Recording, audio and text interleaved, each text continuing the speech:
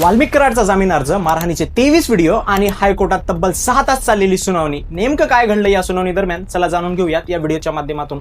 नमस्कार, मी यश, तुम्ही पाहताय यशक्स मराठी.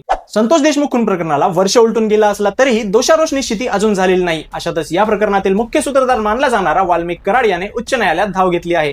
या प्रकरणावर हायकोर्टात तब्बल 6 तास युक्तिवाद झाला. वाल्मिक कराड या प्रकरणात कसा दोषी आहे हे सिद्ध करण्यासाठी सरकारी पक्षाने सुरुवातीपासूनचे सर्व पुरावे कोर्टासमोर मांडले. संतोष देशमुख यांना मारहाण करतानाच्या 23 व्हिडिओ क्लिप्स लॅपटॉपच्या माध्यमातून कोर्टासमोर सादर करण्यात आल्या. त्यानंतर आरोपीच्या वकिलांनी युक्तिवाद केला. वाल्मिक कराड हा घटनास्थळापासून शेकडो किलोमीटर दूर होता, त्यांची अटक बेकायदेशीर आहे आणि त्यामुळेच त्याला जामीन मंजूर करावा. यावर सरकारी वकिलांनी खुनाची संपूर्ण टाइमलाईनच कोर्टासमोर मांडली. अवधा कंपनीत नेमकं काय घडलं, वाल्मिक कराडने कशा प्रकारे धमकी दिली, हे सर्व तपशील सरकारी वकिलांनी कोर्टात सांगितले. पुढे त्यांनी स्पष्ट केलं की वाल्मिक कराड हाच या हत्येचा मुख्य सूत्रधार असून तोच हत्येच्या वेळी आणि त्यानंतरही सर्व आरोपींच्या संपर्कात होता. याबाबतचे संपूर्ण पुरावे देखील कोर्टासमोर सादर करण्यात आले. आता या प्रकरणात पुढे काय निर्णय होतो याकडे संपूर्ण महाराष्ट्राचं लक्ष लागलेलं आहे. दरम्यान या प्रकरणाची पुढील सुनावणी 16 डिसेंबर रोजी होणार आहे. अशाच माहितीपूर्ण व्हिडिओसाठी आपल्या यशक्स मराठीच्या YouTube चॅनलला नक्की सबस्क्राईब करा.